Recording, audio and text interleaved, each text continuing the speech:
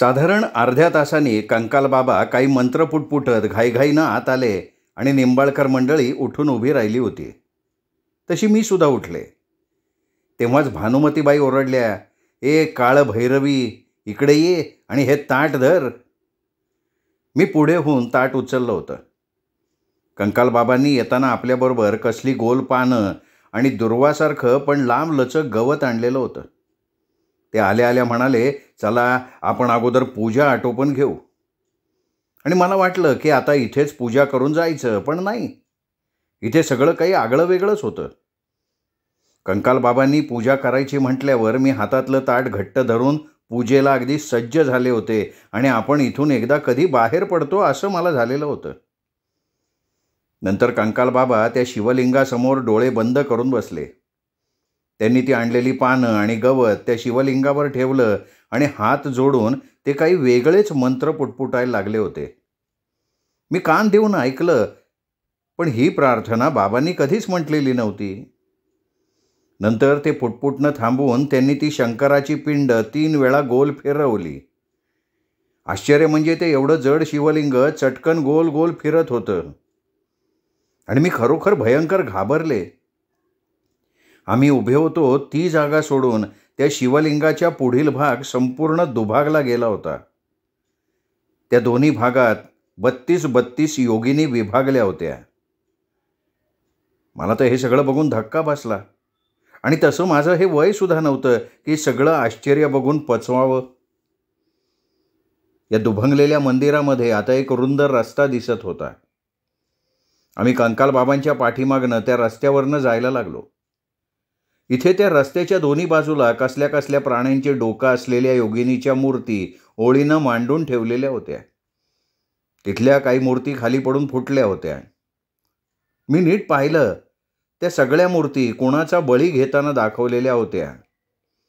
म्हणजे एखाद्या सापाच्या तोंडाची योगिनी कोणाचं तलवारीनं मुंडकं उडवत होती, तर एखादी वाघाच्या तोंडाची योगिनी एका लहान झोपलेल्या मुलाच्या गळ्याला घास मारत होती. एक पिशाच्याच्या रूपाची योगिनी तर संभोगात मग्न असलेल्या स्त्री पुरुषाला सापाच्या चापकानं मारतीये अशी ही मूर्ती होती. या सर्व अघोरी योगिनींच्या तोंडावरचे ते क्रूर भाव इथे अगदी स्पष्टपणे दाखवलेले होते. मी या रस्त्यावरनं जात असताना कंकाल बाबा सतत आम्हाला मागे वळून सांगत होते की इथल्या एकाही मूर्तीचा तुम्हाला स्पर्श होणार नाही याची काळजी घ्या, नाहीतर ती मूर्ती जिवंत होऊन तुम्हाला येऊन चिकटेल आणि नंतर त्या मूर्तीला दूर करणं फार कठीण होईल. आम्ही जपून चाललो होतो. तशा त्या मूर्ती आमच्यापासून दूरच्या अंतरावर होत्या म्हणा. शेवटी एकदाचा तो मूर्तीचा रस्ता संपला आणि तिथे समोरच एका काळ्या तुळतुळीत दगडाची प्रचंड भिंत समोर दत्त म्हणून उभी राहिली. त्या भिंतीच्या मध्ये अगदी पेशवाई काळात एखाद्या मोठ्या दरवाजाला लहान वाकून आत जाणारं दार असतं ना, तसं दार होतं. ते कंकाल बाबांनी काही कळ न दाबता असंच उघडलं होतं आणि ते आत गेले. मी आत जाऊ का नको या संभ्रमात असताना सासूबाईंनी जोरात माझ्या डोक्यावर टपली मारली आणि ओरडल्या, "अगं काळ भैरवे, जा की आत." आणि मी दारातनं आत पाऊल टाकलं. आत कधी कोणी कल्पना देखील केली नसेल एवढं प्रचंड योगिनी मंदिर होतं. म्हणजे बाहेर जे योगिनी मंदिर ते फक्त या मुख्य मंदिरात यायची वाट होती. हे जे माझ्यासमोर सूर्याच्या प्रतिमेचं प्रचंड मंदिर होतं, ते इथलं मुख्य 64 योगिनींचं मंदिर होतं. या गोल काळ्या प्रचंड मंदिरावर एक नागाची आकृती अगदी सरळ उंच आपल्या शेपटीवर उभी होती आणि त्या फणा पसरलेल्या नागाच्या फण्यावर एक उंच नागाचं तोंड असलेली योगिनी आपल्या डाव्या हातात एका स्त्रीचं मुंडकं धरून दुसऱ्या हातात तलवार घेऊन उभी होती. त्या योगिनीने हातात धरलेल्या त्या मुंडक्याचे लांबलचक केस आसमंतात उडत होते. मी मान उंचावून पाहिलं, ती नागावर उभी असलेली योगिनी अगदी आभाळाला टेकली होती. ते दृश्य बघून क्षणभर माझ्या डोळ्यापुढे अंधारी चाललेली होती. ते फार जुनं मंदिर 64 पायऱ्यांवर उभं होतं. दुरून त्या भव्य मंदिराचं दार बंद आहे हे जाणवत होतं. आम्ही त्या मंदिराच्या पायऱ्या चढायला लागलो आणि कोणी पुरुष माझ्या कानात जोर जोरात ओरडून मला मागे फिरायला सांगत होता. तरी मी कशी तरी पायऱ्या चढतच होते. त्या पायऱ्यांची रचना अशी केली होती की त्या पायऱ्या एकमेकींना अगदी चिकटून उभ्या होत्या.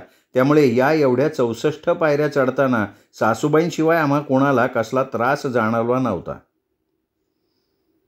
परंतु त्यावेळी एक घटना घडलेली होती. आम्ही त्या मंदिराच्या बंद दाराजवळ पोहोचत असताना अचानक माझ्या पायांना एकदम जडपणा जाणवायला लागला. जणू कुणीतरी माझे पाय घट्ट धरून ठेवल्याप्रमाणे मला जाणवलं होतं आणि त्यामुळे मला पुढे पाऊल टाकताच येत नव्हतं. मी थांबल्यावर मागाहून येणारी भानुमतीबाई एकदम ओरडायला लागली की मेले अगं, चल की लवकर. आणि सासूबाई तर मला पुढे ढकलायलाच लागल्या. तशी मी रडकुंडीला आले. त्यांना म्हणाले, अहो मला चालताच येत नाहीये, माझे पाय जड झालेत. आणि ते ऐकून कंकाल बाबा एकदम गर्रकन मागे वळले आणि माझ्याकडे बघत स्थिर नजरेनं म्हणाले, तू फक्त माझ्या डोळ्यांकडे पाहत राहा. आणि मी तसं केल्यावर माझे ते जड झालेले पाय हळूहळू सैल होऊन मोकळे झाले होते.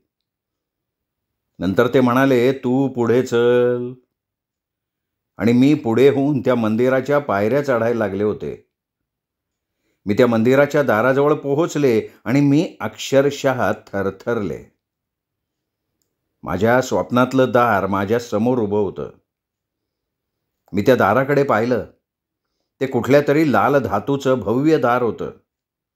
त्या दारावर अर्धनारी नारेश्वराच्या चित्रविचित्र पण गलिच्छ आणि बिभत्स चित्र कोरलेली होती. वर लाल अक्षरात लिहिलं होतं, 64 योगिनी मंदिर, आत जाण्यास सक्त मनाई आहे. कंकाल बाबा त्या दारासमोर आल्यावर त्यांनी गुडघे टेकून हात जोडून काही वेळ ते प्रार्थना करत राहिले. नंतर त्यांनी ते दार ढकलून उघडलं. तिथे प्रचंड घंटानाद झाला. जोरजोरात नगारा वाजण्याचा आवाज झाला आणि मध्येच झांज वाजण्याच्या आवाजानं क्षणभर ते मंदिर अगदी भरून गेलं. मी थरथरत सासूबाईंना म्हटलं की अहो हे सगळं काय आहे? त्या म्हणाल्या, तू काय कान फुटकी आहेस का? मला वाटलं जणू माझ्या येण्यानं ते संपूर्ण झोपलेलं मंदिर खडबडून जागं झालंय. तेव्हा दाराबाहेर उभ्या असलेल्या मला कंकाल बाबा जोरात म्हणाले, अगं आत ये, घाबरू नकोस. मी आत पाऊल टाकलं आणि मला पावसाळ्याचे दिवस नसताना देखील एकदम भयंकर गडगडाट ऐकू आला. दूरवरून मला एकदम आजीचा किंचाळण्याचा आवाज आणि शांतीचं खदाखदा हसणं ऐकू आलं. मी पटकन पुन्हा बाहेर आले. तशा सासूबाई चिडून मला म्हणाल्या, मेले काळभैरवे, आत ये. मी घाबरत म्हणाले, अहो मी नाही येणार आत, मला खूप भीती वाटतेय. आणि धनाजीरावांनी चिडून मला दंडाला धरून खसकन त्या मंदिरात ओढलेलं होतं. मी अक्षरशः जीव मुठीत धरून त्या मंदिराच्या आत पाहिलं. ते संपूर्ण मंदिर लाल धातूचं होतं. मंदिराच्या मधल्या जागेवर एक चौकोन होता. त्या चौकोनात एक वर्तुळ काढलेलं होतं आणि त्या वर्तुळात कसली तरी रांगोळी रेखाटलेली होती. त्या रांगोळीवर लाल जास्वंदीचा हार आणि लाल कमळाचा हार ठेवला होता. मी हे सगळं अत्यंत भीतीने थरथर कापत बघत असताना पावसात भिजावं तसा मला घाम सुटला होता. मला ते समोरचं सगळं भयंकर बघणं खरंच अगदी सहन होत नव्हतं. सारखं वाटत होतं आपण एखाद्या खोल विहिरीत पडून गुदमरतोत, आपल्याला धड श्वास घेता येत नाहीये. आणि हीच एक भावना मला सतत होत होती, कारण ते समोरचं दृश्य तितकं महाभयंकर होतं. त्या रांगोळी रेखाटलेल्या चौकोनाच्या भोवती लांब केस पसरून ठेवलेले होते. त्या प्राचीन मंदिरात 64 योगिनींचे 7-8 फूट उंचीचे त्यात लाल धातूचे पुतळे ठेवलेले होते. त्या लाल वर्णाच्या योगिनींचे डोळे जांभळे होते. प्रत्येक योगिनीचा एक चेहरा सोडला ना तर त्या सगळ्या कमनीय बांध्याच्या होत्या. फक्त चंडिका, कृश आणि स्तन ओघळलेली होती. या सर्व योगिनी आपले सगळे अलंकार आणि तलम वस्त्र लिहून आपापल्या आसनावर बसल्या होत्या आणि त्या अक्षरशः आपले डोळे फिरवत इथे तिथे पाहत होत्या. या क्षणी त्या सगळ्या योगिनींचे 126 डोळे माझ्यावर रोखलेले होते. इंद्रजालीला मस्तक नसल्यामुळे तिचं शरीर माझ्याकडे वळलेलं होतं. मी त्या योगिनीकडे थरथरत पाहत असताना माझी नजर मात्र त्या योगिनीच्या मागे लागलेली होती. त्या सर्व योगिनी पुतळ्यांच्या मागे एक अत्यंत तलम पण पारदर्शक लाल पडदा टांगवलेला होता. एखाद्या रंगमंचावर पडदा असतो ना, अगदी तसा. त्या पडद्यामागे ते उंच जाडजूड असं लाल कपड्यातलं साधारण 8 फूट लांब त्या सगळ्या योगिनींपेक्षा उंच असं काही आकृत गुंडाळून थरथरत होतं. त्या थरथरत मागे पुढे होणाऱ्या आकृतीला बांधलेल्या साखळदंडांचा आवाज त्याच्या प्रत्येक हालचालीवर होत होता. ते जे काही आत वळवळत होतं ना, ते बाहेर पडायला बघत होतं. तशी त्याला त्या लाल कपड्यानं आणि त्याला त्याच्या भोवती गुंडाळलेल्या साखळदंडानं गुरफटून धरलेलं होतं. मध्येच तिथून एखाद्या सर्पानं फुसफुस करावं तसा आवाज येत होता. मी ते लाल आकृत माझ्या स्वप्नात पाहिलेलं होतं. मी अतिशय घाबरून कंकाल बाबांना म्हणाले, अहो, या सगळ्या जणी जिवंत आहेत का? आणि ते आत काय आहे? नाही नाही गुरुजी, मी इथे पूजा करणार नाही. वाटल्यास मी वर त्या भवानी देवीची पूजा करीन. तसे कंकाल बाबा शांतपणे म्हणाले, हे बघ, तू अजिबात घाबरू नकोस. अगं, त्या पूज्य योगिनीचे डोळे इथे तिथे फिरतायत आणि त्या आता तुझ्याकडे बघतायत. ही सगळी निव्वळ त्या पुतळ्यांमध्ये केलेली एक स्वयंभू करामत आहे.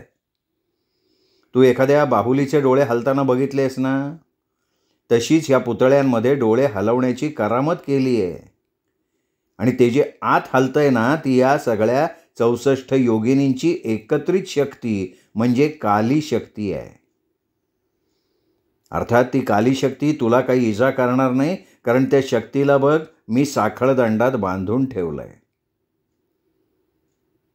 मी मागे सरकत म्हणाले, म्हणजे ती शक्ती जिवंत आहे? आता कंकाल बाबा माझ्या प्रश्नाला वैतागले असावेत, पण तरीही ते शांतपणे म्हणाले, ती शक्ती जिवंत नाही आहे, ती फक्त जागृत आहे. आता बघ, वारा हलतो तो आपल्याला जाणवतो. त्याच्यामुळे पानं, वस्तू पडू शकतात. मग तू म्हणशील का की वारा जिवंत आहे? नाही की नाही. वारा फक्त एक जागृत अवस्था आहे आणि ती आपोआप एखादी क्रिया करते. तशीच ही शक्तीसुद्धा जागृत आहे आणि ती फक्त तशी हलण्याची क्रिया करते, बाकी काही नाही. आणि त्याच काली शक्तीची तुला आता पूजा करायची आहे. मी स्पष्टपणे म्हणाले की नाही गुरुजी, मी काही त्या काली शक्तीजवळ जाणार नाही. इथे येण्यापूर्वी मला त्या मंदिराच्या पायऱ्या दिसल्या होत्या. ही काली शक्ती मी स्वप्नात पाहिली होती. या सगळ्याच्या मागे, त्या मागे असलेल्या गुहेतल्या त्या रडणाऱ्या तरुणीचा आक्रोशही मी ऐकलेला होता.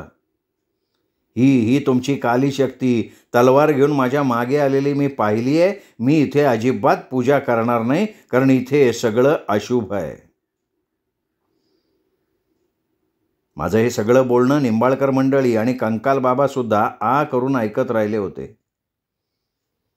कंकाल बाबा एकदम अस्वस्थ होऊन म्हणाले की तू हे तुझं स्वप्न तुझ्या बाबांना कधी सांगितलं होतंस का? मी मूर्खासारखं त्यांना नाही म्हणाले. आणि मी लगेच त्या मंदिरातनं जाण्यासाठी मागे वळले होते की सासूबाईंनी माझा दंड घट्ट धरला आणि किंचाळल्या, हलकटे, इथे आमच्या पायाचे चालून चालून तुकडे पडलेत, त्यात आमच्या पोटात भुकेचा आगडोंब उसळलाय आणि तू म्हणतेस मी पूजा करणार नाही? चल अगोदर पुढे हो आणि पूजा कर. कंकाल बाबा शांतपणे सासूबाईला म्हणाले, तुम्ही जरा शांत व्हा. ही पूजा आहे ना, ही पूजा अशी जोर जबरदस्ती करून आपल्याला करता येणार नाही. तिने ही पूजा स्वखुशीनं करायला हवी, निदान ही पहिली पूजा तरी. तशा सासूबाई एकदम माझ्याजवळ आल्या आणि म्हणाल्या, हे बघ सुनबाई, आजच प्रताप तुझ्या घरच्या मंडळींना इथे कायमचं येण्याबद्दल पत्र लिहिणार आहे आणि तू त्या बदल्यात या पूजा करणार आहेस, खरं आहे का नाही? आणि मी डोकं हलवलं. तेव्हा त्या म्हणाल्या, हे बघ, हे देवस्थान गुरुजींचं आहे.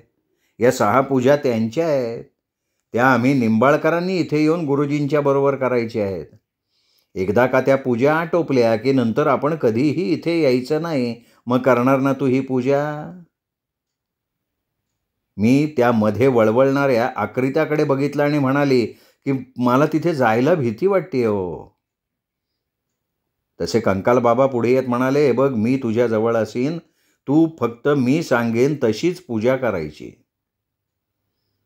मी मान हलवली आणि सासूबाई हुश्य करून मागे सरकल्या. ती सगळी निंबाळकर मंडळी त्या मंदिरात मागेच उभी राहिली होती. कंकाल बाबा मला चल म्हणाले आणि मी निमूटपणे त्यांच्या मागोमाग जात असताना बघितलं, देवा, त्या 64 योगिनी मला जाण्यासाठी थोडं मागे सरकून वाट देत होत्या. त्या क्षणी मला वाटलं आपण पूजेचं ताट इथे टाकावं आणि पळून जावं. पण मला माहिती होतं की मी ही पूजा केल्याशिवाय मला इथून कोणी जाऊ देणार नाही. मी मनाच्या अत्यंत निग्रहानं पुढे पुढे जात राहिले आणि त्यावेळी मला वाटत होतं की इथलं हे भयंकर बघण्यापेक्षा ती आमची बकुळीच्या रानातली राक्षसीण परवडली. आम्ही त्या कालीशक्तीच्या जवळ पोचलो आणि मी बघितलं. त्या पारदर्शक पडद्याआड ते उंच साखळदंडानं बांधून ठेवलेलं आकृत बाहेर येण्यासाठी वळवळत होतं. त्याचं ते जड श्वास घेणं, फुसफुस करणं मला एवढ्या जवळून आता स्पष्टपणे जाणवत होतं. त्या पडद्यासमोर एक लहान पुतळा उभा होता. त्यात एक दुतोंडी सर्प एका विवस्त्र स्त्रीला आपल्या घट्ट विळख्यात जखडून तिचे स्तन चोखत होता आणि त्या बेबस स्त्रीच्या तोंडावरचं ते असीम वेदनेचे भाव माझं अंतःकरण गलबलून गेलं ते बघून. या पुतळ्यापुढे 2 लाल धातूच्या समया तेवत होत्या. एका तशाच धातूच्या ताटात रक्तमिश्रित मांसाचे तुकडे भरलेले होते आणि जवळच्या पेल्यात कदाचित मद्य ठेवलेलं असावं, मला कल्पना नाही, पण काहीतरी पातळ लालसर असं तिथे होतं. तिथेच आणखीन एक ताट होतं. त्या ताटात अनेक वस्तू भरलेल्या होत्या आणि त्या सगळ्यावर लाल कमळाचा हार होता. मध्ये छोटासा होम पेटलेला होता. होमासमोर 2 पाट रांगोळी काढून मांडले होते. या सगळ्या पुढे ते पडद्यातलं आकृत समोर उभं राहून वळवळत होतं. कंकाल बाबांनी मला एका पाटावर बसायला सांगितलं आणि त्यांनी त्या ताटातला लाल कमळाचा हार माझ्या गळ्यात घातला. ते त्या दुसऱ्या पाटावर बसले. आता ते समोरचं लाल कपड्यातलं आकृत एकदम शांत उभं होतं. कंकाल बाबा म्हणाले, "आता मी म्हणतो ते 3 वेळा म्हण." आणि त्यांनी ताटातली सुरी घेऊन आपल्या अंगठ्याजवळ जराशी चीर पाडली आणि येणारं रक्त त्यांनी माझ्या कपाळावर आणि गळ्याभोवती हलकेच लावलं आणि ते म्हणाले, "तू वाकून हात जोडून म्हण, हे 64 योगिनींच्या एकत्र शक्तींनो, तुमच्या ह्या बळीची पहिली पूजा तुम्ही मान्य करून घ्या." मी बळी हा शब्द ऐकून चमकून कंकाल बाबांकडे बघितलं, पण त्यांनी हात जोडून डोळे मिटलेले होते. तेव्हाच माझ्या कानात एकदम कोणी पुरुष मोठ्यानं रडत किंचाळला, "नको सोन्या, तू ते म्हणू नको." मी भयंकर अस्वस्थ झाले. मला कधी एकदा इथनं उठते आणि देवळातनं बाहेर जाते असं झालं होतं. पण अचानक मी एकदम वाकून हात जोडून माझ्याही नकळत म्हटलं की हे 64 योगिनींच्या एकत्र शक्तींनो, तुमच्या या पहिल्या बळीची पूजा तुम्ही मान्य करून घ्या. आणि एकदम तो नगारा बडवण्याच्या कर्कश आवाजानं ते मंदिर भरून गेलं. मध्ये झांज, कोणाचा तरी कर्कश किंचाळण्याचा आवाज ऐकू यायला लागला. कुणीतरी जोरात तुतारी फुंकली. मी अतिशय घाबरून कंकाल बाबांकडे बघितलं. ते अजून डोळे मिटून ध्यानस्थ बसलेले होते. मी समोर बघितलं, ती काली शक्ती आता शांतपणे उभी होती. नंतर साधारण 5 मिनिटांनी तो सगळा आवाजाचा गलका थांबला होता आणि तेव्हाच कंकाल बाबांनी आपले डोळे उघडले होते. त्यानंतर ताटात जे काही होतं ते मी कंकाल बाबांच्या सांगण्यावरनं त्या होमात टाकत राहिले होते. वरून कंकाल बाबा पेल्यातलं तूप त्या होमात मंत्र पुटपुटत टाकत मला हे टाक ते टाक असं करत राहिले होते. आता ते मंदिर काळ्या धुरानं अगदी भरून गेलं होतं. तो होमाचा धूर त्या पडद्यामागे खेचल्याप्रमाणे जात होता आणि नंतर त्या धुरात ती काली शक्ती पार बुडून गेली होती. आमची पूजा संपली आणि त्याच क्षणी मला भयंकर थंडी वाजून ताप भरला होता आणि मला मी एकदम लुळीपांगळी झाली आहे अशी भावना व्हायला लागली. वाटत होतं खूप जोरात हातपाय आपटून आपटून रडावं. कसलं तरी भयंकर दुःख मला जाणवत होतं. काहीतरी पुष्कळ हरवलंय ही विचित्र भावना मनात प्रबळ होऊन मला पुन्हा पुन्हा रडावंसं वाटत होतं. आणि तेव्हाच कंकाल बाबा म्हणाले, तू आता निंबाळकरांबरोबर जा, माझी इथली पूजा अजून आटोपायची आहे. मी उठले आणि पाहिलं माझं पूजेचं ताट तसंच होतं. कंकाल बाबा म्हणाले, हे ताट मला पूजेला लागेल, तू निघ आणि उद्या तुझी पूजा नाहीये, परवा आहे. मी त्या पाटावरनं सावकाश उठले तर माझा तोलच गेला. मला खूप भयंकर अशक्तपणा जाणवत होता. मी नंतर कशी तरी तोल सांभाळत देवळाच्या बाहेर आले तर सगळी निंबाळकर मंडळी माझी वाट बघत बाहेर थांबली होती. आता पुन्हा तो लांबचा पल्ला मला चालायला लागणार हे बघून मला रडूच कोसळलं. मी नंतर त्या मंडळींबरोबर कसं तरी ढुंगणानं तो जिना चढले, त्या त्रिकोणी खोलीत आले आणि तिथे आल्यावर ह्यांनी त्या दुसऱ्या भिंतीचं चक्र फिरवलं. तशी तिथे एक वाट झाली. ती 2 मिनिटांची वाट चालून आम्ही एका खोलीत आलो. त्या खोलीच्या छताला एक गोल चक्र होतं आणि खोलीतल्या वर जाणाऱ्या 6 पायऱ्या चढल्या की त्या गोल चक्राला डोकं लागायचं इतकं ते छत खाली होतं. यांनी छोट्या वसंताला धनाजीरावांच्याकडे दिलं. तो अजून झोपेतच होता. नंतर यांनी त्या 6 पायऱ्या चढून ते वरचं चक्र बाजूला ढकललं. हे चटकन वरती गेले. त्यांच्या मागोमाग धनाजीराव त्या पायऱ्या चढले. त्यांनी अगोदर छोट्या वसंताला यांच्या हातात दिलं आणि ते वर गेले. नंतर सासूबाई, भानुमतीबाई गेले आणि शेवटी मी त्या पायऱ्या चढले, वर गेले. मला भयंकर आश्चर्य वाटलं, कारण आम्ही त्या जुन्या हवेलीच्या दिवाणखान्यात उभे होतो. म्हणजे आम्ही पूजेला जाताना जो लांबचा पल्ला पार केला होता तो आम्ही आता फक्त 10 मिनिटात पार केला होता. मी आश्चर्यानं सासूबाईंना म्हटले की अहो, आपण इथे तर 1 मिनिटात पोचलो, मग जाताना इथनं का नाही गेलो? तसं त्या पदरानं घाम पुसत म्हणाल्या, अगं काळ भैरवे, इथून गेलं ना तर ते मेलं मंदिर सापडतच नाही. त्या वाटेनं गेलं तर ते मंदिर सापडतं, पण येताना मात्र तिथून इथे पटकन बाहेर येता येतं. नाही तर कोण मेलं ते पाय तुडवत तिथे गेलं असतं. बरं, तू आता तुझ्या खोलीत जा, पारुल इतक्यात येईल. उद्या पूजा नाही आहे, परवा आहे. परवा पटकन तयार होऊन तू इथे ये. तसं मी बरं म्हटलं आणि अचानक त्या मंडळींपासून आपण कधी एकदा दूर होतो असं मला झालं होतं. मला माहिती होतं आता ही मंडळी ते झाकण उघडून गुहेत शिरून त्या परडी घेऊन फुलं तोडणाऱ्या त्या मुलीच्या भोवती फिरणारा भुंगा दाबून ही सगळी मंडळी त्या नवीन हवेलीत जाणार आणि मी एकटी त्या सुनसान जिन्याकडे वळाले. अचानक मला दिवाणखान्याच्या दाराशी कोणी बाई उभी असल्याचा भास झाला. तशी मी घाबरले, जिन्याकडे पळत सुटले. मी कशी तरी धापा टाकत माझ्या खोलीत आले. दार पटकन बंद केलं आणि आधी ती साडी काढून खाली फेकली. 4 कळशा पाणी अंगावर ओतून घेतलं. माझी साडी नेसली तेव्हा कुठे मला जरा बरं वाटलं. मला खरं तर विलक्षण भूक लागली होती, पण इथे तर पारुलचा पत्ता नव्हता.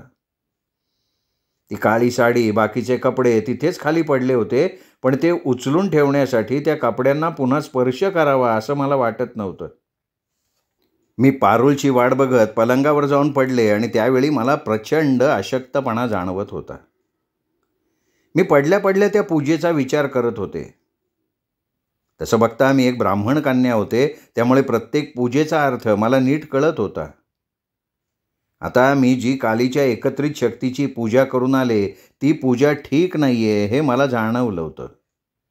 त्या पूजेत माझा मी बळी या शब्दाचा वापर करून ती पूजा त्या शक्तीला अर्पण केली हे तर मला पटतच नव्हतं. पण मी हे सगळं सांगणार कोणाला? माझी माणसं तर पार तिकडे दूर होती आणि या निंबाळकरातल्या कोणाला विचारावं तर ती माणसं मला मारायला धावत होती. मग अशा परिस्थितीत मी कोणाला काय विचारणार होते तुम्हीच सांगा. मी ह्या माझ्या सगळ्या विचारात असताना एकदम दारावर टकटक झाली होती. तसं मला वाटलं पारुलच न्याहारी घेऊन आली असावी. मी कसं तरी उठले, दार उघडलं तर सासूबाई आणि भानुमती दोघी भस्कन माझ्या खोलीत शिरल्या. सासूबाईंनी ती खाली पडलेली साडी बघितली. त्या एकदम म्हणाल्या, "काय गं, हे कपडे असे कशाला टाकले? कपडे उचल आणि आत ठेव." तसे मी माझे कपडे निमूटपणे उचलले, आतल्या खोलीत नेऊन टाकले, तर त्या दोघी खुर्चीवर बसल्या होत्या. मी आल्यावर सासूबाई इथे मात्र मला खुर्चीवर बस असं म्हणाल्या होत्या. मला कळेना, ह्या दोघी आता गिळत बसायचं सोडून इथे माझ्याकडे का आल्या? तेव्हा सासूबाई आपले पाय दाबत म्हणाल्या, "सुनबाई, मेलं माझ्या लक्षातच राहिलं नाही तुला सांगायचं, म्हणून आम्हाला पुन्हा इथे यावं लागलं गं." मी प्रश्नार्थक नजरेनं त्यांच्याकडे बघत राहिले. तशा त्या म्हणाल्या, "हे बघ, आता आपण त्या पूजेला जाऊन आलो, तिथलं ते मंदिर, तो समुद्र, त्या आपण आलेल्या गुप्त वाटा, ह्याबद्दल तू पारुलजवळ एक अक्षर बोलायचं नाही, समजलं ना? ही नोकर माणसं मग एकाचं दोन करतात. आणि तिने तुला काय विचारायचं तर म्हणायचं, जाऊन सासूबाईंना विचार." मी त्यांच्याकडे फक्त बघत राहिले होते. तशा त्या जरा चिडल्या आणि म्हणाल्या, "अगं बरं, असं म्हणून डोकं तरी हलव ना नंदीबाईला सारखं. हे बघ, तू तुझ्या आईवडिलांची आणि आजीची शपथ घेतली आहेस की ह्या पूजेचं कोणाला काही सांगणार नाहीस म्हणून. जर तू पारुलजवळ काही बडबडलीस तर त्या क्षणी तुझे आईवडील, आजी मरून जातील." तेव्हा मात्र मी एकदम रडत म्हणाले, "तुम्ही असं काही बोलू नका हो. मी कोणाकोणाला या पूजेबद्दल सांगणार नाही." आणि हुश्य म्हणून सासूबाईंनी कपाळावरचा घाम पुसला होता. पण मी लगेच माझे डोळे पुसून त्या पूजेबद्दलचे मला पडलेले अनेक प्रश्न त्यांना विचारले. तसं त्या म्हणाल्या, "हे बघ सुनबाई, आता ही पूजा आमच्या गुरुजींची. तू बघतीयस ना, त्यांचे देवसुद्धा त्या 64 योगिनी आहेत. मी तर मेलं ते नावसुद्धा कधी ऐकलं नव्हतं. त्यांनी सांगितल्यावर मला ते कळालं." बोलण्याच्या भरात त्या म्हणाल्या, "अगं, ती भवानी देवीसुद्धा त्यांनी ठेवायला सांगितली, म्हणून अंबाबाई काढली आणि ती भवानी आम्ही ठेवली." भानुमती एकदम ओरडली, "रेवते, काय बडबडतीयेस? तुझी एकदा जीभ सैल सुटली ना, की कोणासमोरही तू काय वाटेल ते बडबडतेस." सासूबाई एकदम गप्प झाल्या आणि थोड्या वेळानं म्हणाल्या, "ते जाऊ दे. हे बघ, त्यांच्या ह्या पूजा आटोपल्या की ते निघून जाणार आहेत. नंतर त्यांचा आणि आमचा वर्षानुवर्ष संबंध उरत नसतो." ते ऐकून मी जरा निवांत झाले होते. तेव्हाच ती भानुमती उठत म्हणाली, "हे बघे चोंबडे, तू त्या पूजेच्या नसत्या शंका विचारू नको हां. इथे आमच्या वाड्यात काय चाललंय याची पंचायत तुला नको, नाही तर थोबाड फोडून हातात देईन मी तुझ्या." सासूबाई उठत म्हणाल्या, "भानू, अगं स्वतःला आवर." नंतर त्या म्हणाल्या, "हे बघ, इथे खाली डाव्या हाताला बाग आहे. कधी कंटाळा आला की तिथे फिरायला जा. पारुल तुझ्याबरोबर असेलच की." आणि त्या एकदम माझ्याजवळ आल्या आणि म्हणाल्या, "काय गं, तुला इथे कसले भास होत नाहीत ना?" मी म्हणाले, "सासूबाई, काल मला कोणीतरी किंचाळतंय असा भास झाला होता. आत्ता येताना त्या दिवाणखान्याच्या दाराशी कोणी बाई उभी आहे असं मला वाटलं होतं." तशा सासूबाई ताडकन उठल्या आणि म्हणाल्या, "चल चल, पळ बाई भानू." आणि त्या दोघी ढुंगणाला पाय लावून पळता पळता मला पुन्हा त्या शपथेची आठवण करून देऊन पळाल्या. मला आठवलं, आज प्रतापराव माझ्या घरी बाबांना इथे येण्याबद्दल पत्र लिहिणार आहेत. आणि नंतर मी खरोखर माझ्या घरच्या मंडळींच्या विचारात त्या पूजेचं पार विसरून गेले.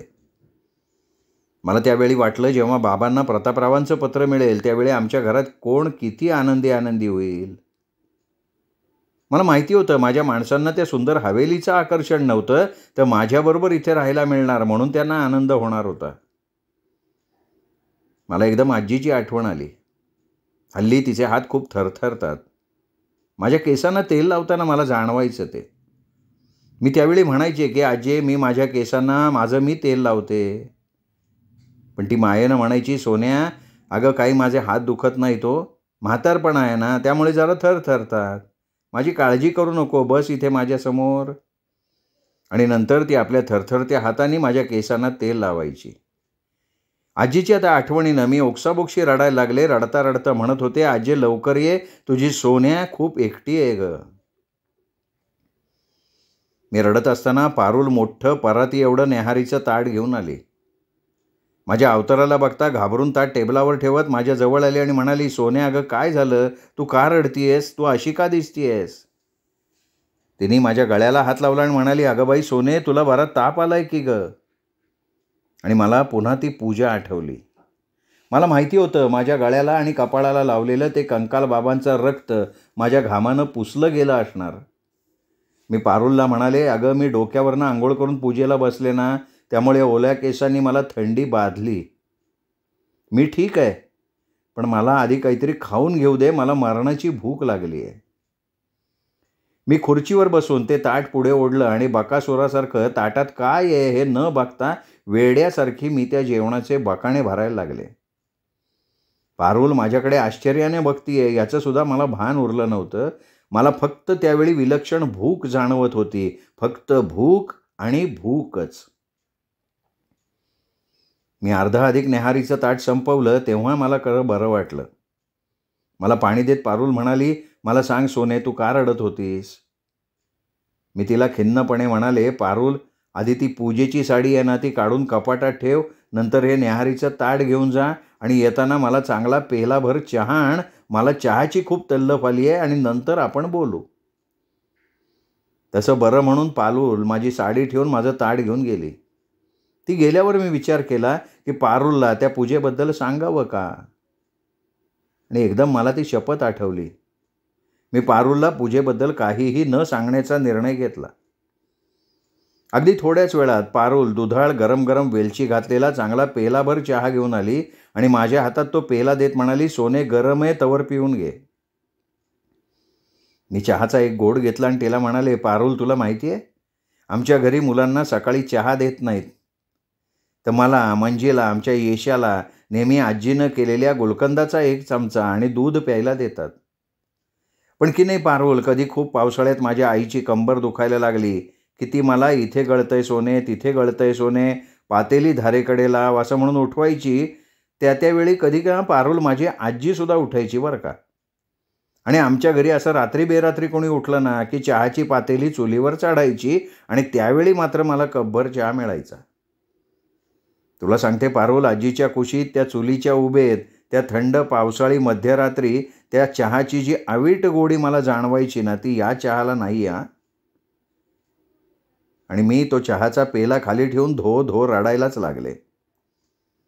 तसं पारुलनं उठून मला जवळ घेतलं आणि म्हणाली, अगं सोने, आपल्या आठवणी रडत रडत कधीच उगाळू नयेत, तर त्या आठवणी उराशी धरून एकांतात कुरवाळाव्यात. तशाने जीवन जगणं सोपं जातं ग. आणि मी तिच्या कुशीत तोंड खुपसून डोकं हलवत होते.